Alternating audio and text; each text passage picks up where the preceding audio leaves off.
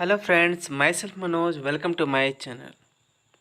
Friends, today we learn about present perfect continuous tense. हम इसकी पहचान देख लेते हैं कि जब हिंदी वाक्य के अंत में रहा है, रही है, रहे हैं, रहा हूँ आदि आता है तथा उसके साथ समय का भी प्रयोग हो तो वह वाक्य प्रेजेंट परफेक्ट कंटिन्यूअस टेंस का होता है। हेल्पिंग वर्ब, इस टेंस का हेल्पिंग वर्ब होता है हैज़ बीन और हैव बीन। कीवर्ड्स देख लेते हैं इसका। हैज़ बीन, ठीक है, कीवर्ड्स यानी जो हैज़ बीन है वो किस तरह के सब्जेक्ट के साथ इस्तेमाल किया जाएगा। तो has been singular number third person के साथ इस्तेमाल किया जाता है, जैसे he, she, it, name, my mother, my friends, my brother, कुछ भी हो सकता है, ठीक है। सिंगुलर नंबर सब्जेक्ट होना चाहिए। उसके साथ हेल्पिंग वर्ब हैज़ बीन का इस्तेमाल किया जाएगा। हैव बीन नेक्स्ट देख लेते हैं। हैव बीन का इस्तेमाल प्लूरल नंबर सब्जेक्ट के साथ होता है, ठीक है। तो ये क्या है, first person and second person, ठीक है, and plural subject I, we, you, they, names, my brothers, my friends, ठीक है। इस तरह के शब्दों के साथ यानी प्लूरल नंबर सब्जेक्ट के साथ हेल्पिंग वर्ब हैव बीन का इस्तेमाल किया जाता है। फॉर और सिंस, ये टाइम के लिए यूज़ किया जाता है, फॉर और सिंस, जिसमें अनिश्चित समय के लिए फॉर और निश्चित समय के लिए सिंस का इस्तेमाल किया जाता है। फॉर जैसे period of time, 2 hours, 10 days, 5 years, ये सब है।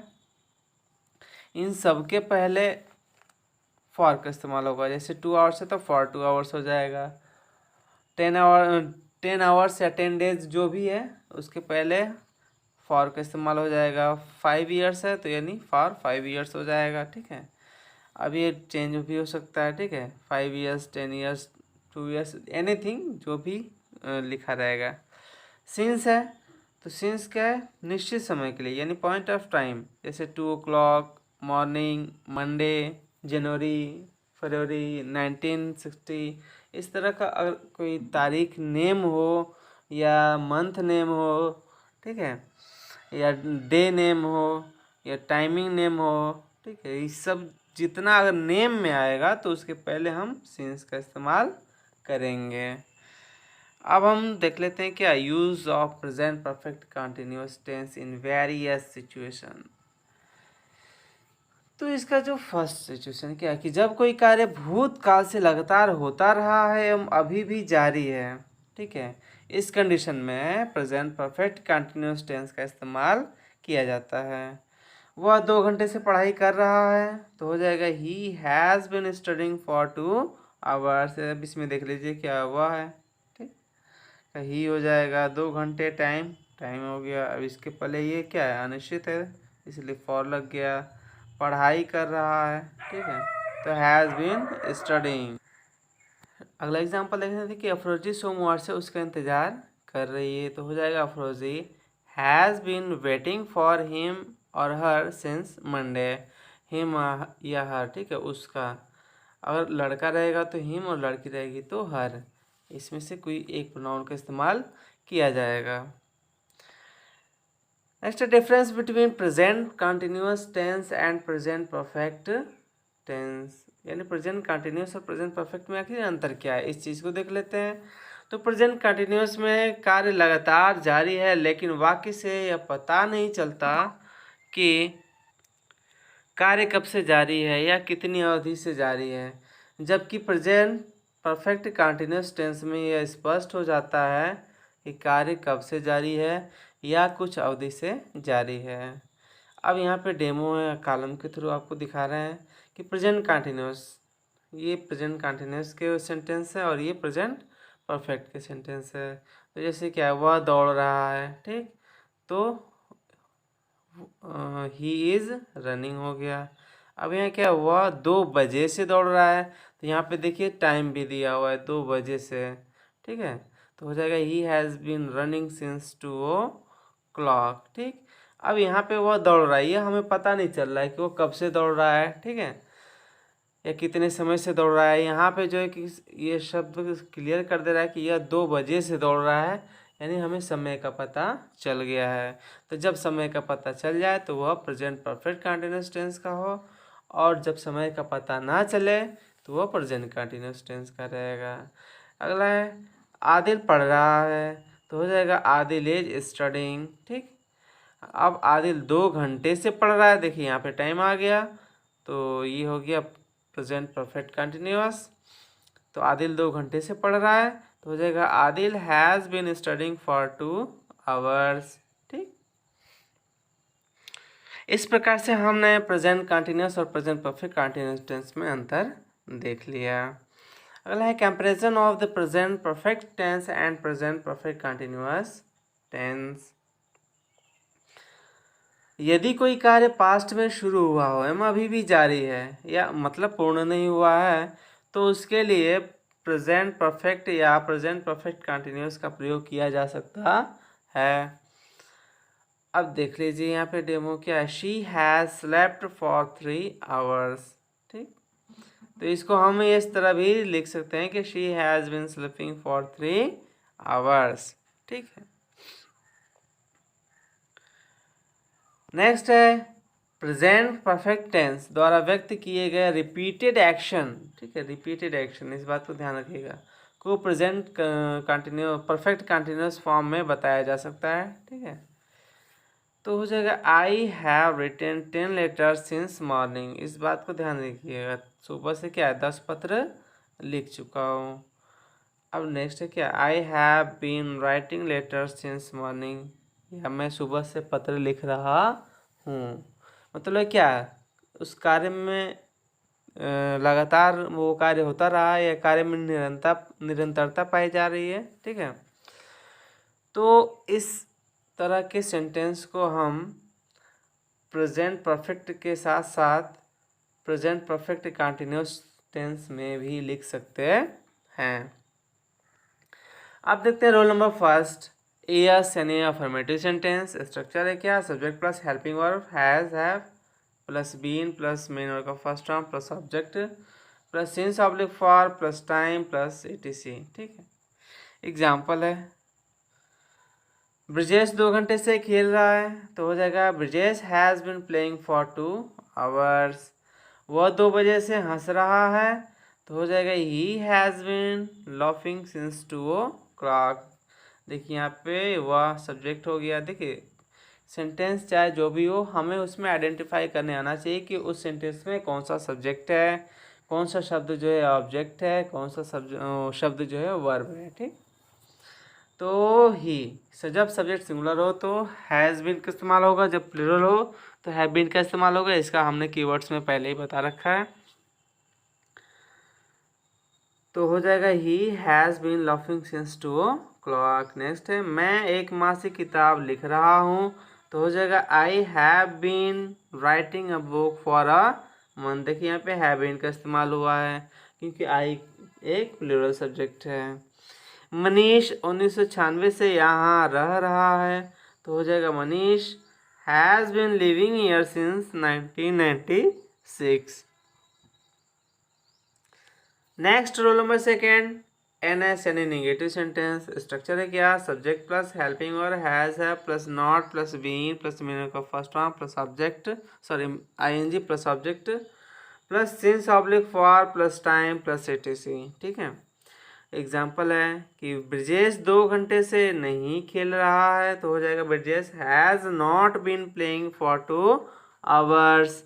ठीक है, तो हैज़ के बाद नॉट लगा है, उसके बाद ये निगेटिव हो गया, और उसके बाद बीन यानी हैज़ और नॉट के बीच में हैज़ और बीन के बीच में नॉट रहेगा। ठीक है, फिर प्लेइंग फॉर 2 आवर्स, और 2 आवर्स के पहले फॉर लग गया है। ठीक, नेक्स्ट है हमारा कि वह 2 बजे से नहीं हंस रहा है, तो हो जाएगा he has not been laughing since 2 o'clock। Same उसी तरह अगर आप एक समझ गए तो बाकी बहुत आसान है, उसमें कोई प्रॉब्लम नहीं होगी। फिर अगला है मैं एक माह से किताब नहीं लिख रहा हूँ, तो हो जाएगा I have not been writing a book for a month. Manish 1996 से यहाँ नहीं रह रहा है, तो Manish has not been living here since 1996। Next roll number third, IAS यानी इंट्रोगेटिव अफर्मेटिव सेंटेंस। क्या यानी क्या से शुरू होने वाले वाक्यों के लिए इस रूल का यूज़ किया जाता है। ऐसे सवालों का जवाब सिर्फ हम यस या नो में ही देते हैं। इसका स्ट्रक्चर देख लिया जाए। क्या है, हेल्पिंग वर्ब हैज़ है plus subject plus been plus main का first form plus ING plus object plus since oblique for plus time plus etc।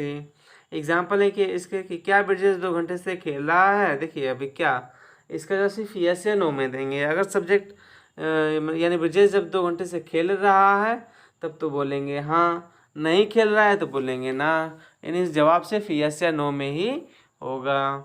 तो हो जाएगा इसका इंग्लिश क्या, has Brijesh been playing for 2 hours. इसमें करना कुछ नहीं है, बस सब्जेक्ट के पहले हम हेल्पिंग वर्ब को लिख देते हैं। ये हो जाएगा इंट्रोगेटिव सेंटेंस फर्स्ट टाइप। ये इंट्रोगेटिव सेंटेंस है और फर्स्ट टाइप इंट्रोगेटिव सेंटेंस के जवाब सिर्फ यस या नो में ही दिया जाता है। नेक्स्ट है, क्या वह 2 बजे से हंस रहा है। तो हो जाएगा has he been laughing since 2 o'clock। क्या मैं एक मासिक किताब लिख रहा हूँ। तो हो जाएगा have I been writing a book for a month. क्या मनीष 1996 से यहाँ रह रहा है। तो हो जाएगा has Manish been living here since 1996। Next है roll number 4, INS interrogative negative sentence. क्या इसका स्ट्रक्चर है, हेल्पिंग वर्ब हैज़ है plus subject plus not plus been plus main का first form plus ING plus object plus since oblique for plus time plus etc। ठीक है, इसका structure same वही है, बस नॉट लग गया, इसमें नॉट शब्द बढ़ गया है नेगेटिव। ठीक है, तो हो जाएगा क्या ब्रिजेश 2 घंटे से नहीं खेला है। तो हो जाएगा has Brijesh not been playing for 2 hours. Subject के बाद जो सब्जेक्ट ब्रिजेश है इसके बाद नॉट लग गया है, बस हो गया। अब इसी तरह सारे सेंटेंसेस हैं। क्या वो 2 बजे से नहीं हंस रहा है। तो हो जाएगा has he not been laughing since 2 o'clock। क्या मैं एक मासिक किताब नहीं लिख रहा हूँ। Have I not been writing a book for a month. क्या मनीष 1996 से यहाँ नहीं रह रहा है। तो हो जाएगा has Manish not been living here since 1996। Okay, next है रोल नंबर 5, IASWH वर्ड यानी interrogative affirmative sentence. Question word से स्टार्ट होने वाले वाक्य या क्वेश्चन वर्ड वाले प्रश्नवाचक वाक्य। इस तरह के वाक्यों का जवाब कम से कम एक पंक्ति या एक लाइन में दिया जाता है। ठीक है, और अधिकतम यह उस प्रश्न पे निर्भर करता है कि वो प्रश्न कैसा है। ठीक है, तो इसका स्ट्रक्चर क्या, WH वर्ड यानी क्वेश्चन वर्ड हो जाएगा plus helping verb has have plus subject plus been plus main का first form plus ING plus object plus since oblique form plus time plus etc। अब इसका देख लेते हैं एग्जाम्पल कि ब्रिजेश 2 घंटे से कहाँ खेल रहा है। देखिए अब यहाँ पे हमें बताना पड़ेगा कि कहाँ खेल रहा है, यानी हमें जगह का नाम बताना पड़ेगा। तो इसके लिए कम से कम हम एक लाइन का इस्तेमाल करेंगे कि वो ब्रिजेश फला जगह खेल रहा है। ठीक है, ब्रिजेश फील्ड में खेल रहा है, ब्रिजेश सड़क पे खेल रहा है। इस चीज़ को बताने के लिए हम कम से कम एक वाक्य का इस्तेमाल करेंगे। ठीक है, चाहे जहाँ पे भी खेल रहा हो, घर में खेल रहा है, छत पे खेल रहा है, एनीवेयर। तो इस चीज़ को बताने के लिए हम एक वाक्य का इस्तेमाल करेंगे कम से कम, और अधिकतम तो अब सवाल जैसा है उस हिसाब से देते रहेंगे जवाब। तो इसमें क्या करते हैं कि क्वेश्चन वर्ड की अंग्रेजी हम पहले ही लिख देते हैं सबसे। ठीक है, उसके बाद हेल्पिंग वर्ब का इस्तेमाल कर लेते हैं, फिर सब्जेक्ट का इस्तेमाल करते हैं। ठीक है, फिर जो इसका हेल्पिंग वर्ब है उसके बाद मेन वर्ब हो जाएगा, फिर टाइम के लिए अनुसार सिंस या फॉर लगा देंगे, उसके बाद टाइम को लिख देंगे, उसके बाद अदर जो बचेगा उसको लास्ट में लिख देते हैं। तो हालांकि इसमें कुछ है नहीं एक्स्ट्रा, तो बस टाइम तक लिखा हुआ है। तो हो गया इसका translation, where has Brijesh been playing for 2 hours. फिर नेक्स्ट है वह 2 बजे से क्यों हंस रहा है। देखिए क्यों है तो क्यों की अंग्रेजी पहले हो गई, तो हो जाएगा why has he been laughing since 2 o'clock। Next है मैं एक माह से किताब लिख रहा हूँ, तो कैसे की अंग्रेजी पहले हो गई, हाउ। फिर have I been writing a book for a month. Manish 1996 से यहाँ क्यों रह रहा है, तो क्यों की अंग्रेजी पहले हो गई। Why has Manish been living here since 1996। Next है last and sixth rule number INS interrogative negative sentence WH word यानी क्वेश्चन वर्ड वाले नकारात्मक प्रश्नवाचक वाक्य। ठीक है, तो इसका स्ट्रक्चर है क्या, WH वर्ड यानी question word, helping verb has है plus subject plus not plus been plus meaning का first form plus ING plus object plus since oblique for plus time plus ETC। अब क्या है, ब्रजेश 2 घंटे से कहाँ नहीं खेल रहा है, देखिए कहाँ नहीं। ठीक है, तो अब इसका इंग्लिश ट्रांसलेशन हो जाएगा कि वेयर हैज ब्रजेश नॉट, देखिए सब्जेक्ट के बाद नॉट लगा हुआ है, बस ये लगा देना है, बाकी सब इसका ट्रांसलेशन हो गया। ठीक है, बाकी सब पहले की ही तरह रहेगा। तो हो जाएगा where has Brajesh not been playing for 2 hours. Next है एग्जाम्पल, वह 2 बजे से क्यों नहीं हंस रहा है, तो हो जाएगा क्योंकि अंग्रेजी पहले ही लिख दिए सेम उसी तरह। तो why has he not been laughing since 2 o'clock, same इसी तरह सब पहले की तरह, ज़्यादा दिमाग नहीं लगाना इसमें, आप बस एक बार समझ जाइए ध्यान से, बाकी सब आप आसानी से कर सकते हैं। तो हो जाएगा मैं एक माह से किताब कैसे नहीं लिख रहा हूँ, तो हो जाएगा how I not been writing a book for a month. Manish 1996 से यहाँ क्यों नहीं रह रहा है, तो हो जाएगा why has Manish not been living here since 1996। Okay, आपके लिए एक्सरसाइज फर्स्ट दिया हुआ है सभी रूल्स पे डिपेंड करके। ठीक है, उसको देख लीजिए कि मैं 2 घंटे से पढ़ रहा हूँ, वे सुबह से टीवी नहीं देख रहे हैं। देखिए सब में समय दिया हुआ है, समय दिया होगा तो पता चल जाएगा कि कौन से टेंस का है। समय है तो परफेक्ट कंटिन्यूस का होगा, नहीं है तो सिर्फ कंटिन्यूस का होगा। हाँ, लास्ट में रहा है रही है रहे आना चाहिए। फिर क्या है, क्या आकाश 2 बजे से दौड़ रहा है, फिर क्या वह 3 घंटे से नहीं नाच रही है, क्या वह 2 वर्षों से यहाँ क्यों रह रहा है, या तुम पिछले महीने से वहाँ क्यों नहीं जा रहे हो। ठीक है, अब है आपके लिए एक्सरसाइज 2, आप आसानी से ट्रांसलेशन कर लें। तो इस चीज़ के लिए सबसे पहले सीढ़ी पे कदम रखा जाता है, फिर रखते रखते तब ऊंचाइयों पे चढ़ा जाता है, तो हमें कोई प्रॉब्लम नहीं होती और हम ये काम आसानी से कर लेते हैं। ठीक है, तो इसी के लिए हम यहाँ ट्रांसलेशन में भी सबसे छोटा सेंटेंस रखे हुए हैं और उसी सेंटेंस में एक एक वर्ड ऐड करते हुए उसे बड़ा करते चले गए हैं, ताकि आप रूल को समझ सकें और अप्लाई कर सकें। सेंटेंस को देखकर डरें नहीं, सेंटेंस चाहे जितना बड़ा हो उससे कोई मतलब नहीं, आपको बस रूल पता होना चाहिए और कैसे अप्लाई करना है ये भी पता होना चाहिए, और उसमें आइडेंटिफाई करने आना चाहिए कि कौन सा सब्जेक्ट है, कौन सा वर्ब है, कौन सा ऑब्जेक्ट है, इन सारी चीज़ों को आपको पता करना चाहिए। ठीक है, ये मालूम करने आना चाहिए। तो पहले क्या हुआ, सुबह से पढ़ रहा है, बस हमने इसी वाक्य को लिया है और उसमें एक एक वर्ड जोड़ते गए हैं। ठीक है, तो वह सुबह से पढ़ रहा है हो गया। फिर नेक्स्ट है वह सुबह से नाटक पढ़ रहा है, देखिए एक वर्ड हमने बढ़ा दिया नाटक, बस इसी तरह देखेंगे आप तो एक एक वर्ड बढ़ता गया है। वह सुबह से शेक्सपियर का नाटक पढ़ रहा है, वह सुबह से विलियम शेक्सपियर का नाटक पढ़ रहा है, वह सुबह से कमरे में विलियम शेक्सपियर का नाटक पढ़ रहा है, वह सुबह से अपने कमरे में विलियम शेक्सपियर का नाटक पढ़ रहा है, वह सुबह से अपने कमरे में मित्र के साथ विलियम शेक्सपियर का नाटक पढ़ रहा है, वह सुबह से अपने कमरे में अपने मित्र के साथ विलियम शेक्सपियर का नाटक पढ़ रहा है, वह सुबह से अपने कमरे में अपने मित्र के साथ नाटककार विलियम शेक्सपियर का नाटक पढ़ रहा है, वह सुबह से अपने कमरे में अपने मित्र के साथ अंग्रेजी नाटककार विलियम शेक्सपियर का नाटक पढ़ रहा है। ठीक है, इस प्रकार आपने देखा कि यह छोटा सा वाक्य अंतिम में आकर इतना बड़ा वाक्य बन गया है। ठीक है, बाकी सारी चीज़ें वही हैं।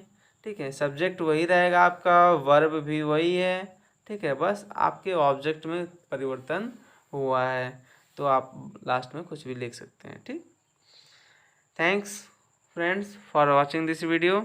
Now we meet in the next video, तब तक के लिए गुड बाय।